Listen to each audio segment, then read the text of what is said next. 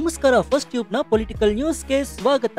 ರಾಜ್ಯ ರಾಜಕಾರಣದಲ್ಲಿ ಮಿಂಚಿನ ಬೆಳವಣಿಗೆಯೊಂದು ನಡೀತಾ ಇದೆ. ಅದರಲ್ಲೂ ಮೋದಿಯವರ ಮೇಲೆ ನಿರಂತರವಾಗಿ ವಾಗ್ಬಾಣ ಬಿಡ್ತಾ ಇರುವಂತಹ ರಾಹುಲ್ ಗಾಂಧಿ ಬಿಹಾರದಲ್ಲಿ ಹಬ್ಬರಿಸ್ತಾ ಇದ್ದಾರೆ. ಬಿಹಾರ ಚುನಾವಣೆಯು ಇನ್ನೂ ಹತ್ತಿರ ಬರ್ತಾ ಇದ್ದಂತೆ ರಾಹುಲ್ ಗಾಂಧಿ ಅವರು ಈ ಚುನಾವಣೆಯನ್ನ ಹೇಗಾದ್ರೂ ಮಾಡಿ ಗೆಲ್ಲಲೇಬೇಕು ಅಂತ ಪಣ ತೊಟ್ಟಿದ್ದಾರೆ. ಅದಕ್ಕಾಗಿಯೇ ಬಿಜೆಪಿಯ ಮೇಲೆ ಮತ್ತು ಚುನಾವಣಾ ಆಯೋಗದ ಮೇಲೆ ನಿರಂತರವಾಗಿ ಆರೋಪಗಳನ್ನ ಮಾಡ್ತಾ ಇದ್ದಾರೆ. ಕಾಂಗ್ರೆಸ್ ಪಕ್ಷವು ಬಿಹಾರ ಚುನಾವಣೆಯ ಮೇಲೆ ಅಪಾರ ನಂಬಿಕೆಯನ್ನ ಇಟ್ಕೊಂಡಿದೆ. ಅಲ್ಲದೆ ಶತಾಯಗತಾಯ ಗೆಲ್ಲಲೇಬೇಕು ಅಂತ ಹಗಲಿರುಳು ಶ್ರಮಿಸ್ತಾ ಇದೆ. ಜೊತೆಗೆ ರಾಹುಲ್ ಗಾಂಧಿ ಬಿಹಾರದಲ್ಲೇ ಜಾಂಡ ಊರಿದ್ದಾರೆ. ಹೀಗಿರುವಾಗಲೇ ರಾಹುಲ್ ಗಾಂಧಿಗೆ ಬಿಗ್ ಶಾಕ್ ಎದುರಾಗಿದೆ. ಕಾಂಗ್ರೆಸ್ ಪಕ್ಷಕ್ಕೆ ತನ್ನದೇ ಆದ ನಾಯಕರಿಂದಲೇ ಶಾಕ್ ಮೇಲೆ ಶಾಕ್ ಸಿಗ್ತಾ ಇದೆ. ಕಳೆದ ಕೆಲವು ವಾರಗಳ ಹಿಂದೆ ಡಿಕೆ ಶಿವಕುಮಾರ್ ಅವರು ಒಂದು ಶಾಕ್ ಅನ್ನು ಕೊಟ್ಟಿದ್ರು. ಅದಾದ ಬಳಿಕ ರಾಜಣ್ಣ ಅವರು ಮತ್ತೊಂದು ಶಾಕ್ ಅನ್ನು ಕೊಟ್ಟರು. ಈಗ ಮತ್ತೊಬ್ಬ ಮಹಾನಾಯಕ ಕಾಂಗ್ರೆಸ್ಗೆ, ಅದರಲ್ಲೂ ರಾಹುಲ್ ಗಾಂಧಿಗೆ ದೊಡ್ಡ ಮಟ್ಟದ ಆಘಾತವನ್ನ ಕೊಟ್ಟಿದ್ದಾರೆ. ಅವರು ಬೇರ್ಯಾರು ಅಲ್ಲ, ತೆಲಂಗಾಣದ ಮುಖ್ಯಮಂತ್ರಿ ರೇವಂತ್ ರೆಡ್ಡಿ. ಹಾಗಾದ್ರೆ ರೇವಂತ್ ರೆಡ್ಡಿ ಅವರು ರಾಹುಲ್ ಗಾಂಧಿ ಅವರಿಗೆ ಕೊಟ್ಟಿರುವ ಶಾಕ್ ಆದ್ರೂ ಏನು?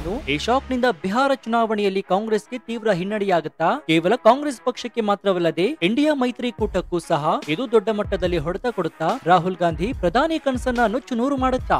ಅಷ್ಟಕ್ಕೂ ರೇವಂತ್ ರೆಡ್ಡಿ ಅವರು ಸಿಡಿಸಿರುವ ಆ ಹೊಸ ಬಾಂಬ್ ಆದ್ರೂ ಏನು? ಈ ಎಲ್ಲಾ ಮಾಹಿತಿಯನ್ನ ಇವತ್ತಿನ ಈ ವಿಡಿಯೋದಲ್ಲಿ ನೋಡೋಣ. ಆದ್ರೆ ಅದಕ್ಕೂ ಮುನ್ನ ಪ್ರಧಾನಿಯಾಗಿ ಮೋದಿ ಅವರೇ ಮುಂದುವರಿಬೇಕಾ ಅಥವಾ ರಾಹುಲ್ ಗಾಂಧಿ ಪ್ರಧಾನಿಯಾಗಬೇಕಾ? ನಿಮ್ಗೇನ್ ಅನ್ಸುತ್ತೆ ಅಂತ ಕಮೆಂಟ್ ಮಾಡಿ ಹಾಗೂ ವಿಡಿಯೋಗೆ ಲೈಕ್ ಕೊಡಿ. ನಿಮ್ಗೆಲ್ಲ ಗೊತ್ತಿರೋ ಹಾಗೆ ಕರ್ನಾಟಕದಲ್ಲಿ ಡಿಕೆ ಶಿವಕುಮಾರ್ ಅವರು ಕಾಂಗ್ರೆಸ್ ಪಕ್ಷಕ್ಕೆ ಸತತವಾಗಿ ಶಾಕ್ ಕೊಡ್ತಾ ಇದ್ದಾರೆ. ಅದರಲ್ಲೂ ರಾಹುಲ್ ಗಾಂಧಿ ಅವರು ಬಿಹಾರ ಚುನಾವಣೆಗಾಗಿ ಆರ್ಎಸ್ಎಸ್ ಹೆಸರನ್ನ ಬಳಸಿಕೊಂಡು ಆರೋಪಗಳನ್ನ ಮಾಡ್ತಾ ಇದ್ದಾರೆ. ಅವರು ಆರ್ಎಸ್ಎಸ್ ಭಯೋತ್ಪಾದಕ ಸಂಘಟನೆ ಅಂತ ಕರೆದಿದ್ದಾರೆ. ಆದ್ರೆ ಅಂತಹ ಆರ್ಎಸ್ಎಸ್ ಮೇಲೆ ಡಿಕೆ ಶಿವಕುಮಾರ್ ಅವರಿಗೆ ಮೋಹವಿದೆ ಎಂದು ಕಾಣ್ತಾ ಇದೆ. ಅವರು ಆರ್ಎಸ್ಎಸ್ ಗೀತೆಯನ್ನ ಹಾಡಿದ್ರು, ನಂತರ ಅದನ್ನ ಸಮರ್ಥಿಸಿಕೊಂಡ್ರು, ಕೊನೆಗೆ ಕ್ಷಮೆಯನ್ನು ಕೂಡ ಕೇಳಿದ್ರು. ಆದ್ರೂ ಇದು ಪ್ರತಿಪಕ್ಷಗಳಿಗೆ ದೊಡ್ಡ ಅಸ್ತ್ರವಾಗಿ ಪರಿಣಮಿಸಿತ್ತು. ನಿಮ್ಮ ಪಕ್ಷದ ಸಿದ್ಧಾಂತವನ್ನ ನಿಮ್ಮ ನಾಯಕರೇ ಒಪ್ಕೊಳ್ತಾ ಇಲ್ಲ, ಬದಲಿಗೆ ನಮ್ಮ ಸಿದ್ಧಾಂತಕ್ಕೆ ಬೆಂಬಲ ನೀಡ್ತಾ ಇದ್ದಾರೆ ಎಂಬಂತೆ ರಾಷ್ಟ್ರ ಮಟ್ಟದಲ್ಲಿ ಪ್ರಚಾರವಾಯಿತು. ಅದರ ನಂತರ ಕೆಎನ್ ರಾಜಣ್ಣ ಅವರು ಚುನಾವಣಾ ಅಕ್ರಮಗಳ ಕುರಿತು ರಾಹುಲ್ ಗಾಂಧಿ ಅವರ ಮಾತುಗಳ ವಿರುದ್ಧವೇ ಮಾತನಾಡಿದ್ರು. ಇದು ದೊಡ್ಡ ಚರ್ಚೆಗೆ ಕಾರಣವಾಯಿತು ಮತ್ತು ಕೊನೆಗೆ ಕೆಎನ್ ರಾಜಣ್ಣ ಅವರಿಗೆ ತಲೆದಂಡನೆಯಂತಹ ಸ್ಥಿತಿ ಬಂತು. ಇಂತಹ ಬೆಳವಣಿಗೆಗಳ ನಡುವೆಯೇ ಇದೀಗ ತೆಲಂಗಾಣ ಮುಖ್ಯಮಂತ್ರಿ ರೇವಂತ್ ರೆಡ್ಡಿ ಅವರು ರಾಹುಲ್ ಗಾಂಧಿ ಅವರಿಗೆ ಬಿಗ್ ಶಾಕ್ ಅನ್ನ ಕೊಟ್ಟಿದ್ದಾರೆ. ರೇವಂತ್ ರೆಡ್ಡಿ ಅವರು ಕಾಂಗ್ರೆಸ್ ಪಕ್ಷದಿಂದ ಆಯ್ಕೆಯಾಗಿ ಬಂದವರು. ಅವರು ಅಲ್ಲಿ ಯಾವ ಮಟ್ಟದಲ್ಲಿ ಹೆಸರು ಮಾಡಿದ್ರು ಮತ್ತು ಹೇಗೆ ಅಧಿಕಾರಕ್ಕೆ ಬಂದ್ರು ಎಂಬುದು ನಿಮ್ಗೆಲ್ಲರಿಗೂ ಗೊತ್ತಿರುವಂತಹ ವಿಚಾರ. ಆದ್ರೆ ಈಗ ಅವರು ಯಾವ ಮಟ್ಟಕ್ಕೆ ಹತಾಶರಾಗಿದ್ದಾರೆ ಅಂತಂದ್ರೆ, ನನಗೆ ಸರ್ಕಾರ ನಡೆಸೋದಕ್ಕೂ ಕೂಡ ಕಷ್ಟವಾಗ್ತಾ ಇದೆ, ಏನು ಬಂದರೂ ಏನು ಮಾಡಲು ಸಾಧ್ಯವಾಗ್ತಾ ಇಲ್ಲ, ಗ್ಯಾರಂಟಿಗಳ ಪರಿಣಾಮದಿಂದ ನಾನು ಸಂಪೂರ್ಣವಾಗಿ ಹತಾಶನಾಗಿದ್ದೇನೆ ಅಂತ ಒಪ್ಕೊಂಡಿದ್ದಾರೆ. ಗ್ಯಾರಂಟಿಗಳ ಪರಿಣಾಮವು ಯಾವ ಮಟ್ಟಕ್ಕೆ ಬಂದು ನಿಂತಿದೆ ಅಂದ್ರೆ, ಸರ್ಕಾರಿ ಜಮೀನುಗಳನ್ನ ಮಾರಿ ಸರಿದೂಗಿಸೋಣ ಅಂತಂದ್ರೂ ಕೂಡ ಸರ್ಕಾರಿ ಜಮೀನುಗಳೇ ನಮ್ಮ ಬಳಿ ಉಳಿದಿಲ್ಲ, ಎಲ್ಲವೂ ಬರಿದಾಗಿದೆ, ಸುಟ್ಟು ಕರಕಲಾಗಿ ಹೋಗಿದೆ, ನಮ್ಮ ಬೊಕ್ಕಸವು ಸಂಪೂರ್ಣವಾಗಿ ಖಾಲಿಯಾಗಿದೆ ಅಂತ ಹೇಳಿದ್ದಾರೆ. ಇದೇ ಪದವನ್ನ ಅವರು ಬಳಸಿದ್ದು. ಬೊಕ್ಕಸ ಖಾಲಿಯಾಗಿದೆ, ನಮ್ಮ ಬಳಿ ಏನು ಉಳಿದಿಲ್ಲ, ಎಲ್ಲವೂ ಮುಗಿದು ಹೋಗಿದೆ ಎಂಬಂತಹ ಹೇಳಿಕೆಯನ್ನ ಅವರು ತೆರೆದ ವೇದಿಕೆ ಮೇಲೆಯೇ ನೀಡಿದ್ದಾರೆ. ಇನ್ನು ರೇವಂತ್ ರೆಡ್ಡಿ ಅವರು ಇದೇ ಮೊದಲ ಬಾರಿಗೆ ಇಂತಹ ಹೇಳಿಕೆಯನ್ನು ನೀಡ್ತಾ ಇಲ್ಲ. ಈ ಮೊದಲು ಸರ್ಕಾರಿ ನೌಕರರ ಸಂಬಳ ವಿಚಾರದಲ್ಲೂ ಕೂಡ ಅವರು ಮಾತನಾಡಿದ್ರು. ಸರ್ಕಾರಿ ನೌಕರರಿಗೆ ಸಂಬಳ ಕೊಡಲು ನಮಗೆ ಸಾಧ್ಯವಾಗುತ್ತಿಲ್ಲ, ಗ್ಯಾರಂಟಿಗಳಿಂದ ನಾವು ಸಂಪೂರ್ಣವಾಗಿ ಹತಾಶರಾಗಿದ್ದೇವೆ, ರಾಜ್ಯವು ಎಲ್ಲವನ್ನ ಕಳೆದುಕೊಂಡಿದೆ, ನಾವು ದಿವಾಳಿಯಾಗಿ ಹೋಗಿದ್ದೇವೆ, ಹಾಗಾಗಿ ನಿಮಗೆ ಸಂಬಳ ನೀಡಲು ಸಾಧ್ಯವಿಲ್ಲ, ದಯವಿಟ್ಟು ಅಡ್ಜಸ್ಟ್ ಮಾಡ್ಕೊಳ್ಳಿ ಅಂತ ಸರ್ಕಾರಿ ನೌಕರರಿಗೆ ಕೈ ಮುಗಿದು ಕೇಳ್ಕೊಂಡಿದ್ರು. ಆದ್ರೆ ಈಗ ಇನ್ನೊಂದು ಹೆಜ್ಜೆ ಮುಂದೆ ಹೋಗಿ ಸರ್ಕಾರದ ಹೆಸರಿನಲ್ಲಿ ಒಂದು ಸಣ್ಣ ಜಮೀನು ಕೂಡ ಉಳಿದಿಲ್ಲ, ಅಷ್ಟರ ಮಟ್ಟಿಗೆ ನಾವು ಎಲ್ಲವನ್ನ ಕಳೆದುಕೊಂಡಿದ್ದೇವೆ, ನಾವು ಬರಿಗೈಯಲ್ಲಿ ನಿಂತಿದ್ದೀವಿ, ರಾಜ್ಯವನ್ನ ನಡೆಸಲು ಇದೀಗ ಯಾರಾದ್ರೂ ದೇಣಿಗೆ ನೀಡಬೇಕು ಎಂಬಂತಹ ಮಾತನ್ನ ರೇವಂತ್ ರೆಡ್ಡಿ ಹೇಳಿದ್ದಾರೆ. ಇದು ಬಹಳ ದೊಡ್ಡ ಮಟ್ಟದಲ್ಲಿ ಚರ್ಚೆಯಾಗ್ತಾ ಇದೆ ಮತ್ತು ಬಿಜೆಪಿಗೆ ದೊಡ್ಡ ಅಸ್ತ್ರವಾಗಿ ಪರಿಣಮಿಸಿದೆ. ಯಾಕಂದ್ರೆ ಬಿಹಾರ ಚುನಾವಣೆಯಲ್ಲಿ ಬಿಜೆಪಿ ಗ್ಯಾರಂಟಿಗಳ ಮೇಲೆ ಕೇಂದ್ರೀಕರಿಸಿದೆ, ಅಭಿವೃದ್ಧಿಯ ಮೇಲೆ ಗಮನ ಹರಿಸಿ ಪ್ರಚಾರ ಮಾಡ್ತಾ ಇದೆ. ಈಗ ಮಹಾರಾಷ್ಟ್ರದಲ್ಲಿ ಕಾಂಗ್ರೆಸ್ ಗ್ಯಾರಂಟಿಗಳನ್ನ ಕೊಟ್ಟಿರೋದ್ರಿಂದಾನೇ ಬಿಜೆಪಿ ಸಹ ಗ್ಯಾರಂಟಿಗಳ ಹಿಂದೆ ಬಿದ್ದಿತ್ತು. ದೆಹಲಿಯಲ್ಲೂ ಅದೇ ರೀತಿ ಆ ಗ್ಯಾರಂಟಿಗಳಿಂದಲೇ ಬಿಜೆಪಿ ಗೆದ್ದಿರಬಹುದು ಅಥವಾ 30 ವರ್ಷಗಳ ನಂತರ ಅಧಿಕಾರಕ್ಕೆ ಬಂದಿರಬಹುದು. ಒಟ್ಟಾರೆಯಾಗಿ ಬಿಜೆಪಿ ಗ್ಯಾರಂಟಿಗಳ ಹಿಂದೆ ಬಿದ್ದಿರಲಿಲ್ಲ. ಆದ್ರೆ ಬಿಹಾರದಲ್ಲಿ ಅವರು ಗ್ಯಾರಂಟಿಗಳ ಮೇಲೆ ಕೇಂದ್ರೀಕರಿಸದೆ ಬಿಹಾರದಲ್ಲಿ ಅಗತ್ಯವಿರುವಂತಹ ಅಭಿವೃದ್ಧಿ ಕೆಲಸಗಳ ಮೇಲೆ ಗಮನ ಹರಿಸಿ ಚುನಾವಣಾ ಪ್ರಚಾರ ಮಾಡ್ತಾ ಇದ್ದಾರೆ. ಇಂತಹ ಸಂದರ್ಭದಲ್ಲಿ ಕಾಂಗ್ರೆಸ್ ಆಡಳಿತದಲ್ಲಿರುವಂತಹ ರಾಜ್ಯದ ಮುಖ್ಯಮಂತ್ರಿಯೊಬ್ಬರು ನಾನು ಏನು ಮಾಡಲಾರೆ, ರಾಜ್ಯ ದಿವಾಳಿಯಾಗಿದೆ ಅಂತ ಹೇಳಿದ್ದಾರೆ. ಇದು ಕಾಂಗ್ರೆಸ್ ಮಾದರಿಯಾಗಿ ತೋರುತ್ತದೆ ಮತ್ತು ಬಿಜೆಪಿಗೆ ಅತ್ಯುತ್ತಮ ಅಸ್ತ್ರವಾಗಿ ಸಿಕ್ಕಿದೆ. ಇದನ್ನ ಬಿಜೆಪಿ ಚೆನ್ನಾಗಿ ಬಳಸಿಕೊಳ್ತಾ ಇದೆ. ಇದು ಕಾಂಗ್ರೆಸ್ಗೆ ನೇರವಾಗಿ ಬಿಹಾರದ ಮೇಲೆ ಪರಿಣಾಮ ಬೀರುವಂತಹ ಸಾಧ್ಯತೆ ಹೆಚ್ಚಾಗಿದ್ದು, ಕೇವಲ ಕಾಂಗ್ರೆಸ್ ಮಾತ್ರವಲ್ಲದೆ ಅವರ ಮಿತ್ರ ಪಕ್ಷಗಳಿಗೂ ಕೂಡ ದೊಡ್ಡ ಎಫೆಕ್ಟ್ ಆಗುತ್ತೆ. ಯಾಕಂದ್ರೆ ಬಿಹಾರದಲ್ಲಿ ಕಾಂಗ್ರೆಸ್ ಮತ್ತು ಮಿತ್ರ ಪಕ್ಷಗಳು ಗ್ಯಾರಂಟಿಗಳನ್ನ ಕೊಟ್ಟು ಗೆಲ್ಲಬಹುದು ಎಂಬ ನಂಬಿಕೆಯೊಂದಿಗೆ ಅಧ್ಯಯನ ಮಾಡಿ ಕೆಲವು ಗ್ಯಾರಂಟಿಗಳನ್ನ ಪರಿಚಯಿಸಲು ಸಿದ್ಧತೆ ನಡೆಸಿವೆ. ಇಂತಹ ಸಂದರ್ಭದಲ್ಲಿ ತೆಲಂಗಾಣದ ಮುಖ್ಯಮಂತ್ರಿಯೊಬ್ಬರು, ಅಂದ್ರೆ ಕಾಂಗ್ರೆಸ್ ಆಡಳಿತದ ಸರ್ಕಾರದ ಮುಖ್ಯಮಂತ್ರಿ, ನನ್ನ ಕೈಯಲ್ಲಿ ಏನು ಮಾಡಲಾರೆ, ಗ್ಯಾರಂಟಿಗಳಿಂದ ದಿವಾಳಿಯಾಗಿದ್ದೇವೆ ಅಂತ ಹೇಳಿದ್ದಾರೆ. ಇದು ಕಾಂಗ್ರೆಸ್ಗೆ ಭಾರಿ ಶಾಕ್ ಆಗುವಂತಾಗಿದೆ. ಇನ್ನು ಕರ್ನಾಟಕದ ವಿಚಾರವು ಇದಕ್ಕೆ ಹೊರತಾಗಿಲ್ಲ.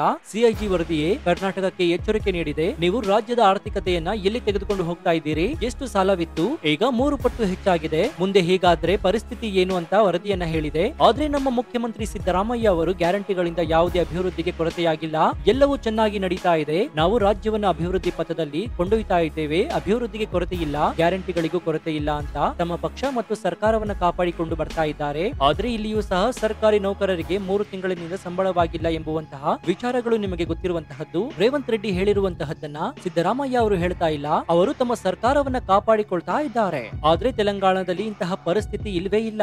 ತೆಲಂಗಾಣ ಈಗಾಗಲೇ ದಿವಾಳಿಯಾಗಿದೆ ಎಂಬ ಅರ್ಥದಲ್ಲಿ ಅವರು ಮಾತನಾಡಿದ್ದಾರೆ. ಸರ್ಕಾರಿ ಜಮೀನು ಕೂಡ ನಮ್ಮ ಬಳಿ ಇಲ್ಲ, ಅದನ್ನು ಮಾರಿ ಗ್ಯಾರಂಟಿಗಳಿಗೆ ಬಳಸಿದ್ದಾರೆ ಎಂಬಂತೆ ಕಾಣ್ತಾ ಇದೆ. ಹೀಗಾಗಿ ತೆಲಂಗಾಣ ಅಷ್ಟರ ಮಟ್ಟಿಗೆ ಬಂದು ನಿಂತಿದೆ. ಇನ್ನು ಸಿದ್ದರಾಮಯ್ಯ ಅವರು ಯಾವುದನ್ನು ಕೂಡ ಓಪನ್ ಆಗಿ ಹೇಳ್ತಾ ಇಲ್ಲ, ಎಲ್ಲವೂ ಕಣ್ಣಿಗೆ ಕಾಣ್ತಾ ಇದೆ. ಅಲ್ಲಿ ವಿದ್ಯಾರ್ಥಿಗಳ ಶಿಷ್ಯ ವೇತನ ಇಲ್ಲ, ವಾಲ್ಮೀಕಿ ನಿಗಮದ ಹಣ ಅಂದ್ರೆ ವಾಲ್ಮೀಕಿ ಸಮುದಾಯದ ಶಿಷ್ಯ ವೇತನಕ್ಕೆ ಬೇಕಾದ ಹಣವೂ ಕೂಡ ಗ್ಯಾರಂಟಿಗಳಿಗೆ ಹೋಗಿದೆ. ನಂತರ ದಲಿತರ ಹಣವೂ ಕೂಡ ಗ್ಯಾರಂಟಿಗಳಿಗೆ ಬಳಸಲಾಗಿದೆ. ಇರುವ ಹಣವೆಲ್ಲ ಗ್ಯಾರಂಟಿಗಳಿಗೆ ಹೋಗಿದೆ. ಆದ್ರೆ ಆ ಗ್ಯಾರಂಟಿಗಳು ಸರಿಯಾಗಿ ತಲುಪ್ತಾ ಇಲ್ಲ. ಕರ್ನಾಟಕದಲ್ಲಿ ಗ್ಯಾರಂಟಿಗಳಲ್ಲಿ ನೂರಾರು ಗೊಂದಲಗಳಿವೆ. ಇಷ್ಟಾದರೂ ಸಿದ್ದರಾಮಯ್ಯ ಅವರು ಏನೂ ಆಗಿಲ್ಲ ಎಂಬಂತೆ ಸಮರ್ಥನೆ ಮಾಡ್ಕೊಳ್ತಾ ಇದ್ದಾರೆ ಅಂತ ಬಿಜೆಪಿ ಅವರು ಆರೋಪವನ್ನ ಮಾಡ್ತಾ ಇದ್ದಾರೆ. ನನಗೆ ಸರ್ಕಾರ ನಡೆಸೋದಕ್ಕೂ ಕೂಡ ಕಷ್ಟವಾಗ್ತಾ ಇದೆ, ಏನು ಬಂದರೂ ಏನು ಮಾಡಲು ಸಾಧ್ಯವಾಗ್ತಾ ಇಲ್ಲ, ಗ್ಯಾರಂಟಿಗಳ ಪರಿಣಾಮದಿಂದ ನಾನು ಸಂಪೂರ್ಣವಾಗಿ ಹತಾಶನಾಗಿದ್ದೇನೆ ಅಂತ ಒಪ್ಕೊಂಡಿದ್ದಾರೆ. ಗ್ಯಾರಂಟಿಗಳ ಪರಿಣಾಮವು ಯಾವ ಮಟ್ಟಕ್ಕೆ ಬಂದು ನಿಂತಿದೆ ಅಂದ್ರೆ ಸರ್ಕಾರಿ ಜಮೀನುಗಳನ್ನ ಮಾರಿ ಸರಿದೂಗಿಸೋಣ ಅಂತಂದ್ರೂ ಕೂಡ ಸರ್ಕಾರಿ ಜಮೀನುಗಳೇ ನಮ್ಮ ಬಳಿ ಉಳಿದಿಲ್ಲ, ಎಲ್ಲವೂ ಬರಿದಾಗಿದೆ, ಸುಟ್ಟು ಕರಕಲಾಗಿ ಹೋಗಿದೆ, ನಮ್ಮ ಬೊಕ್ಕಸವು ಸಂಪೂರ್ಣವಾಗಿ ಖಾಲಿಯಾಗಿದೆ ಅಂತ ಹೇಳಿದ್ದಾರೆ. ಇದೇ ಪದವನ್ನ ಅವರು ಬಳಸಿದ್ದು. ಬೊಕ್ಕಸ ಖಾಲಿಯಾಗಿದೆ, ನಮ್ಮ ಬಳಿ ಏನು ಉಳಿದಿಲ್ಲ,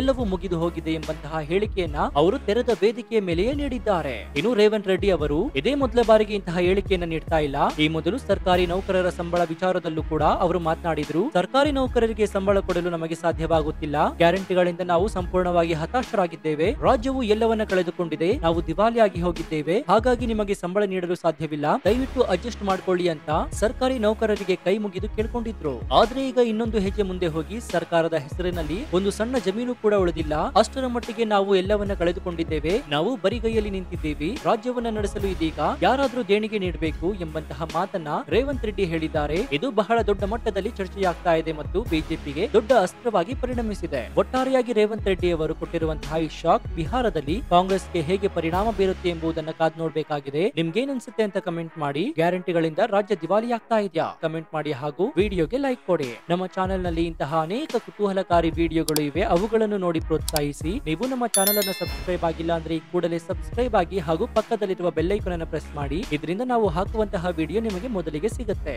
ಇದಾಗಿತ್ತು ಈ ಕ್ಷಣದ ವಿಶೇಷ. ನೋಡ್ತಾ ಇರಿ ಫಸ್ಟ್ ಟ್ಯೂಬ್ ಕನ್ನಡ. ಧನ್ಯವಾದ.